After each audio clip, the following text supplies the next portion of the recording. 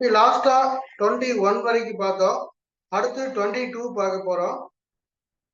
Find the least number which must be added each of the following numbers as to get a perfect square number. Also find the square root of the perfect square obtained. So last of பார்த்தது separated. What must be separated? இது what must be added. இது ஒரு model some, அது ஒரு model some. இது question number வந்து 22. 22ல first subdivision. So question வந்து நமக்கு என்ன கொடுத்துருக்காங்கன்னா 525. ஸோ இந்த 525 கூட எந்த நம்பர் ஆட் பண்ணும்போது நம்மளுக்கு வந்து ஒரு பர்ஃபெக்ட் ஸ்கொயர் வரும் அப்படின்னு கேட்டுக்கிறாங்க. சரியா? ஸோ இப்போ 5க்கு ஈக்குவலான அது ப்ரீவியஸ் ஸ்கொயர் நம்பர் 4 வரும். அதை வந்து 2 2s are 4 அப்படின்னு எடுத்துக்கிறோம். பேலன்ஸ் 125. இதை 2ஆல மல்டிபிள் பண்ணும்போது 4. ஸோ இதுக்கப்புறம் என்ன நம்பர் போடுறோம் அப்படிங்கிறத எல்லாமே ஒரு லாஜிக்கா மைண்ட்ல வச்சுக்கணும். இப்போ ஒரு எக்ஸாம்பிளுக்கு ஒரு 9 இருக்குது, 9 2ஆல டிவைட் பண்ணா அப்ராக்சிமேட்டா எவ்வளவு டைம்ஸ் என்ன வரும்? 4 டைம்ஸ் வரும். ஸோ அந்த அப்ராக்சிமேட் வேல்யூ தான் இந்த இடத்துல நம்ம யூஸ் பண்ண போறோம். இதே வந்து ஒரு 19 இருக்குது, இதை வந்து ஒரு 6ஆல டிவைட் பண்ணா எவ்வளவு டைம்ஸ்? அப்ராக்சிமேட்டா 3 டைம்ஸ். அந்த ரிமைண்டர் விட்டுருங்க, அந்த 3 டைம்ஸ் அதைத்தான் நம்ம இந்த இடத்துல யூஸ் பண்ண போறோம். இப்போ 1 வந்து 4ஆல டிவைட் ஆகாது. 1 4ஆல டிவைட் ஆகாது. அடுத்து டிவைட் பண்ணும்போது 2 டிஜிட்ஸ் எடுத்துக்கணும். 12 வந்து 4 எவ்வளவு டைம்ஸ் வருது? 3 டைம்ஸ் வருது. ஸோ அப்போ இங்கேயும் 3 இங்கேயும் 3. ஸோ இந்த இடத்துல என்ன பண்றோம்னா இங்கேயும் 3 இங்கேயும் 3 போட்டோம்னா என்ன வரும் அப்படின்னு கேட்டீங்கன்னா பென்சில் வச்சு போட்டு பழகிங்க. 43 into 3. ஸோ இதை மல்டிபிள் பண்ணும்போது 129. ஸோ இங்க வரக்கூடிய இதுக்கு அடுத்த நம்பர் தான் இங்க வரும். இதே வந்து செப்பரேட்டர்ல வந்து அதனுடைய ப்ரீவியஸ் நம்பர் வந்தது. பட் வாட் மஸ்ட் பி ஆடட்னா இதனுடைய அடுத்த நியரஸ்ட் நம்பர், நிறைய நம்பர் இருக்கு. அடுத்த நம்பர்னா பல லட்சக்கணக்கான கோடிக்கான நம்பர் இருக்கு. பட் இதனுடைய அடுத்த நியரஸ்ட் நம்பர் பார்க்கணும். 3 3 போட்டா 129. ஸோ இப்போ இதுல இருந்து இதை செப்பரேட் பண்றோம். இதுல இருந்து இதை செப்பரேட் பண்ணா 4 வரும். therefore the added number is 4 அப்படின்னு போட்டு number is 4. ஸோ அடுத்த ஸ்டெப்ல 525 plus 4 வந்து நமக்கு என்ன வரும் அப்படின்னு கேட்டீங்கன்னா 529 வரும். ஸோ திருப்பி அதோட ஸ்கொயர் ரூட் நம்ம ஃபைண்ட் பண்ணும்போது 2 2s are 4, பேலன்ஸ் 29. அடுத்து 3 3 போட்டோம்னா நம்மளுக்கு அந்த 129 இருக்குது. சரியா? So therefore square root of 529 equal to 23. So இது எழுதுங்க. இன்னும் 2 கொஸ்டின் சொல்லித்தரோம், அதுக்கப்புறம் நீங்க ட்ரை பண்ணிக்கலாம்.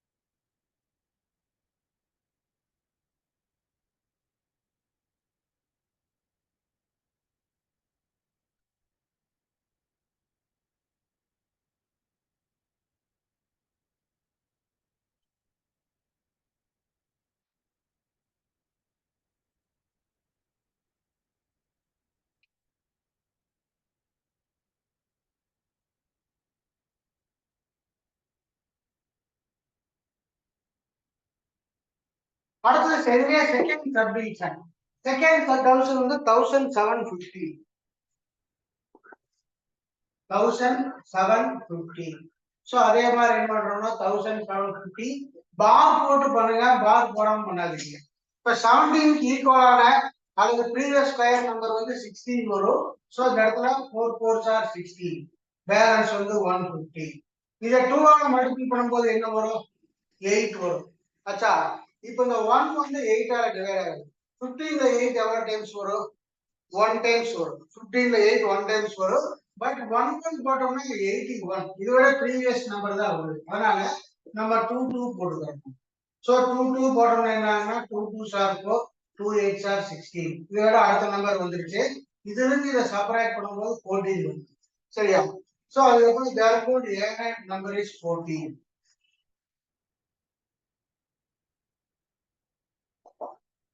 Number is 14. அதுக்கப்புறம் 1750 plus 14 equal to 1764. சரியா? சோ அடுத்த ஸ்டெப்ல 1764 அப்படின்னா இங்க வர நம்பர் இங்க வரப்போகுது. புதுசா தான் ஒண்ணுமே கிடையாது. 4 4s are 60, பேலன்ஸ் 164. இத 2 ஆல மல்டிப்ளை பண்ணா 8. அடுத்து 2 2 போட்டோம்னா 164. therefore square root of 1764 equal to 42. சரியா? சோ நீ இதுக்கு அடுத்த சம் நீங்க ட்ரை பண்ணுங்க. அடுத்த ஒரு 3 சம் மட்டும் போடுங்க போதும். அதுக்கப்புறம் அடுத்து போயிடலாம். சரியா? பென்சில்ல நீங்க எல்லாம் ட்ரை பண்ணுங்கடா தம்பி. நீ எல்லாம் பென்ல போடுற சொல்லுமா. என்னமா 402 சோ இந்த இடத்துல வந்து 402 2 2s are 4. சோ இங்க 0 2 வந்துருது. இந்த 2 ஆல மல்டிப்ளை பண்ணா 4. சோ மினிமம் என்ன போடலாம்? 0 போட்டோம்னா இதோட ப்ரீவியஸ் நம்பர் ஆயிடும். அப்போ மினிமம் 1 போடணும். 1 போட்டோம்னா 41 ஆயிடுது. இதுல இருந்து இதை செப்பரேட் பண்ணும்போது 39. சோ அப்போ லாஸ்ட் ஆஃப் 441 வரும். 402 plus 39 வந்து 441 வரும். இதோட ஸ்கொயர் ரூட் வந்து 21 வரும். சரியாமா?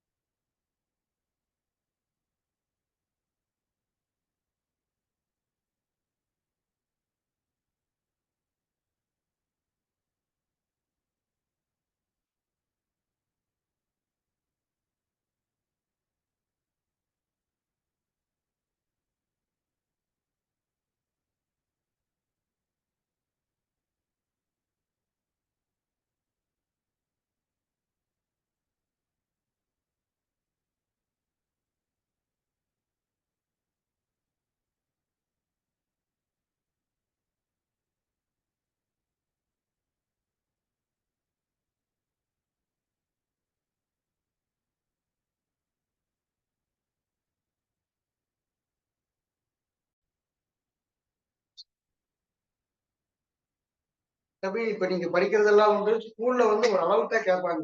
10th வரும்போது இதெல்லாம் உங்களுக்கு ரொம்ப யூஸ்ஃபுல்லா இருக்கும். ஸ்கூல்ல இந்த அளவுக்கு எடுக்க மாட்டாங்க. சும்மா 2 சம் சொல்லி கொடுத்துருவாங்க. எக்ஸாம்லயுமே அந்த 2 சம் தான் கேட்பாங்க. 10th வரும்போது ரொம்ப யூஸ்ஃபுல்லா இருக்கும். சரியா? இப்போ ஆனா பிரைவேட் ஸ்கூல் அப்படி இல்லை. அவன் ஆரம்பத்துல இருந்தே பெரிய போற அவுட் ஆஃப் கொஸ்டின் தான் நிறைய கேட்பாங்க. இப்போ அடுத்த கொஸ்டின் நம்பர் 23. இந்த right angle triangle ABC angle B equal to 90 degree. So ஒரு சில இது கொடுத்துருக்குறாங்க.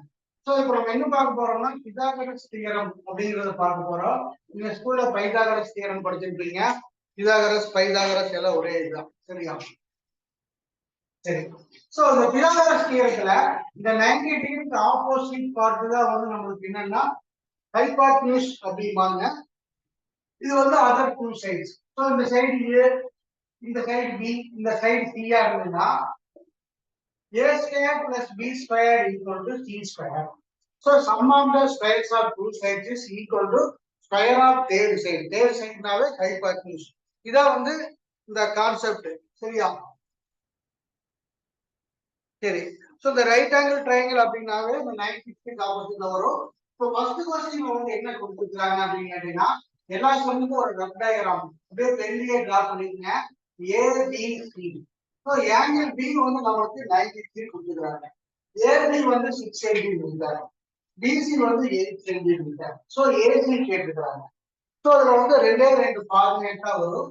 ஒரு ஃபார்மேட் வந்து இது வந்து ஒரு ட்ரையாங்கிள் ஏபிசி.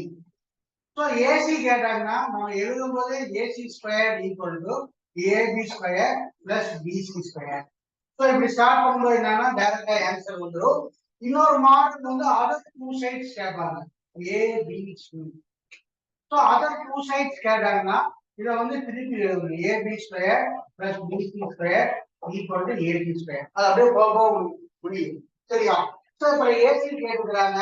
ஸோ இந்த இடத்துல என்ன பண்றாங்கன்னா ஏபிசி அதுல AC square equal to AB square plus BC square.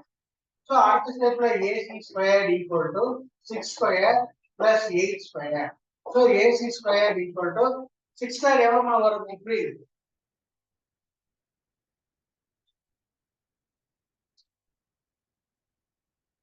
வேற 8 ஸ்கொயர் எவ்வளவு வரும்?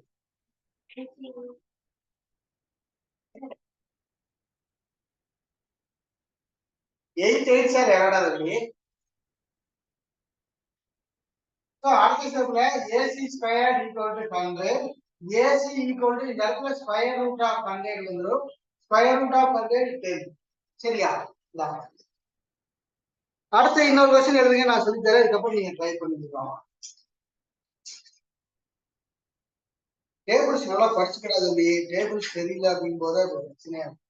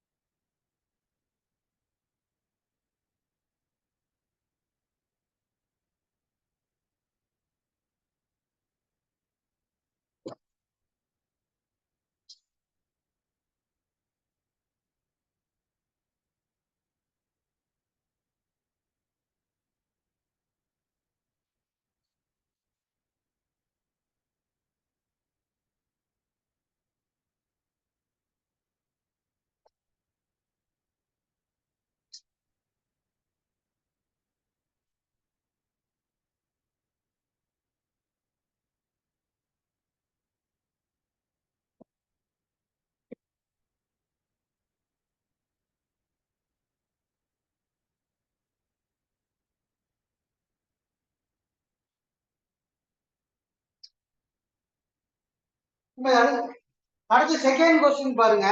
AB ஈக்குவல் டு எல்லாத்துக்குமே ஒரு டயகிராம் டிரா பண்ணிருங்க. சும்மா ரஃப் டயகிராம் பெரிய டிரா பண்ணிருங்க. ABC AB equal to 12 centimetre, BC வந்து 5 சென்டிமீட்டர்.